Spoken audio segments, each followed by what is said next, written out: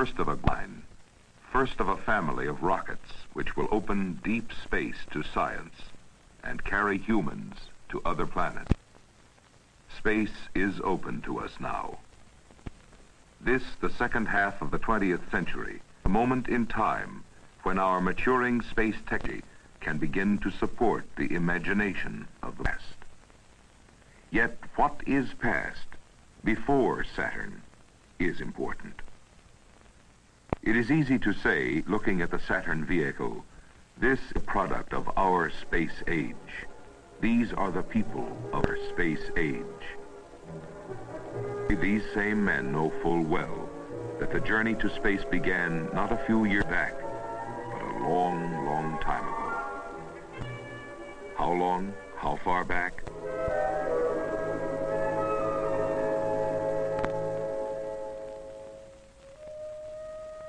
In ancient Greece, there was the poet Lucian. He tells of a ship lifted into the air by a great storm and carried to the shining island of the moon. But, said Lucian, these were things which were not and never could have been. And for 1,000 years thereafter, the men of science agreed. Everyone knew the Earth was the only world and center of the universe, and the stars, well, dots of light, illumination. Until in the Middle Ages, the great astronomers and mathematicians, Copernicus, Galileo, and Kepler, they said, there are other worlds, and proved it. Kepler went further. He conjured up the first human visitor to the moon, a man pulled by demons across the shadow which falls from Earth to the moon during an eclipse. Later, in 1638, 2 English bishops published serious works on travel to the moon. Fiction, to be sure, but regarded as a blend of witchcraft and satanic knowledge by their contemporaries. Still, it remained for the 19th century and its remarkable prophet, Jules Verne, to bring together the facts and fantasy of space travel. Space travel, announced Monsieur Verne in 1865, may be accomplished by being shot from a huge cannon, a cannon with a barrel 900 feet long. In his story, veterans of the American Civil War band together for the adventure. They sink the cannon barrel below the Florida terrain, and then are off to the moon within the hollow cannon projectile. Of course, in reality, the projectile would have fallen far short of the moon, but the velocity computations were surprisingly accurate. And astonishingly, Monsieur Verne hit upon a very familiar launch area. Today, the sites of our space launch areas are everyday images worldwide. And we all know that the rocket, free to operate in any atmospheric environment, is the ideal transport to space. But in the not-too-distant past, this was not readily apparent. It took men of genius. In Russia, the effects of scarlet fever rendered Konstantin Tsiolkovsky totally deaf. Plunged early into a silent world of fantasy, his enormous talent quietly produced solid technical studies in a brand new field, astronautics. There were many visionaries, among them the remarkable Hermann Ganswind. His theoretical knowledge of propulsion was less than sound, but he did set down plans for a workable space vehicle. And moreover, he paved the way for the small group of European rocket pioneers who now appeared. Of these, one name stands out. Hermann Oberth came from provincial Romania to Germany after World War I. By 1923, at the age of 29, he perfected a complete series of mathematical theories on space travel. His book, when at last he found a publisher, caused a small sensation. In Europe, a stimulated public eagerly discussed Oberth's descriptions of rocket space travel. In America, the rocket remained the perennial pyrotechnic every 4th of July. Yet one man, working a quiet lifetime in self-imposed isolation, created a whole space rocket technology. In 1919, the Smithsonian Institution published a report. The author, an obscure New England scientist, Dr. Robert H. Goddard. Today, the Smithsonian houses many of the rocket artifacts of Dr. Goddard's career. They present a vivid profile of a step-by-step mastery of the theory of rocket propulsion and its practical application. The first liquid-propelled rocket flown successfully by Goddard. The first development of liquid cooling for a rocket nozzle. The development of fuel pumps. The use of vanes in the jet stream, coupled with gyroscopes for direction control. All these fundamental technical breakthroughs were Dr. Goddard's, and his work is embodied in every rocket which has flown since his work was done. And in his time, like the other pioneers, Dr. Goddard had his problems with the public, and particularly the public press. His professorial report somehow electrified the nation's editors, at least for a day. But within 24 hours, common sense prevailed, and Dr. Goddard received the editorial reprimand reserved for crackpots. Despite this, the idea of rocket travel was infectious. The widespread symptoms of the era became apparent even to the editor of the Times. People everywhere had rocket fever. And out came the fringe area rocket specialists to join the game. Any number could play. In Central Park, Prince Mikalikais demonstrates his invention. And there were rockets for boat propulsion. And in Europe, rocket race cars, rocket rail cars, rockets for ice boats, rockets for gliders.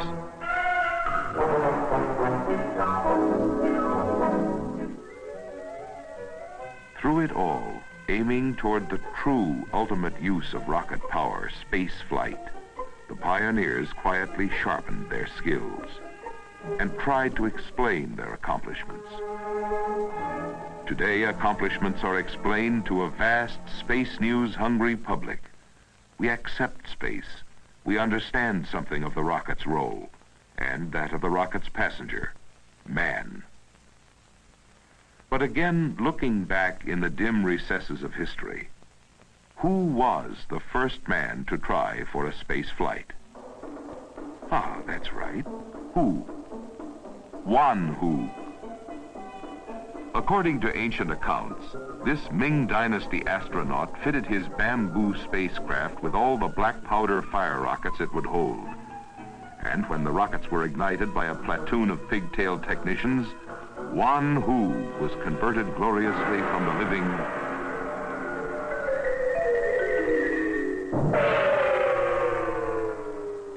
to legend. In the 1920s, one man might have eventually created a real moon vehicle. He was persuaded to build one, quickly, for the movies. Professor Obert's space rocket for the film The Girl in the Moon, while technically accurate, was a hardware fantasy. It could never have gotten off the ground. With typical ingenuity, the pioneers appropriated the movie moon rocket and used it to raise research funds. And on both sides of the Atlantic, the store of rocket knowledge grew. In America, the young men of the American Rocket Society built and flew liquid propellant rockets. In Germany, the Society for Space Travel attracted the best young development minds in Europe.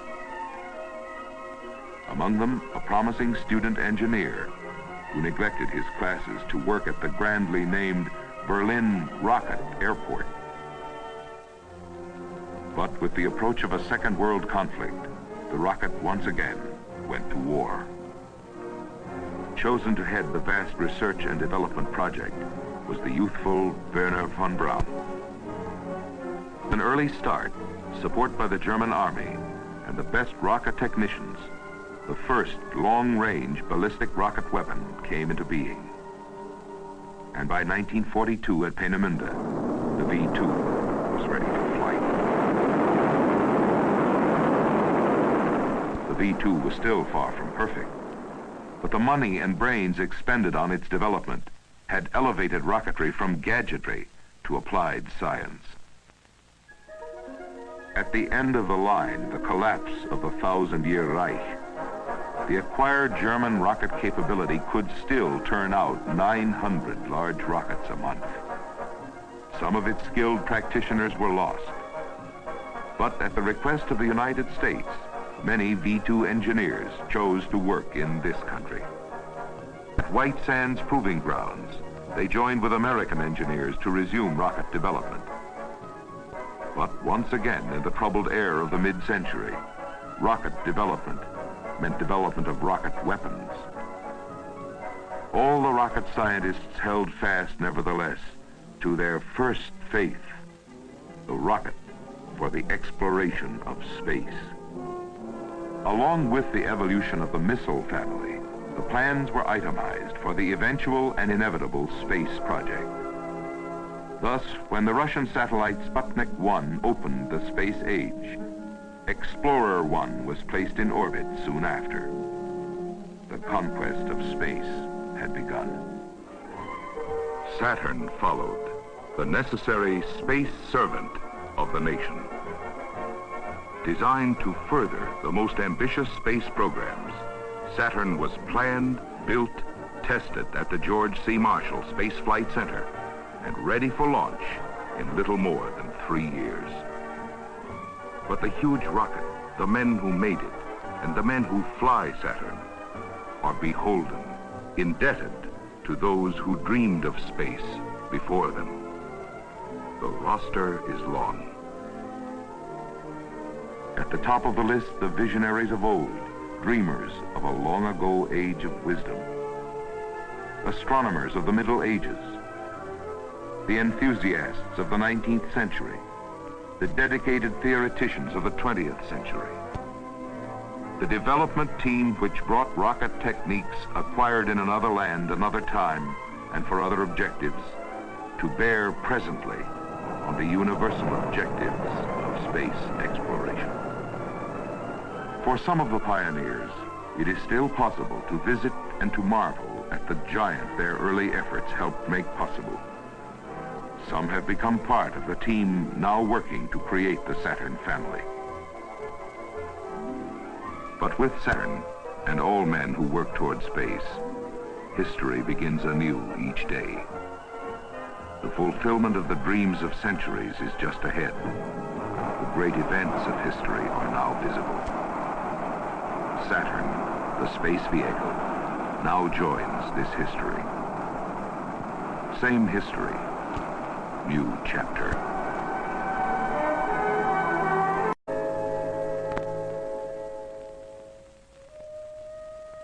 In ancient Greece, there was the poet Lucian. He tells of a ship lifted into the air by a great storm and carried to the shining island of the moon. But, said Lucian, these were things which were not and never could have been. And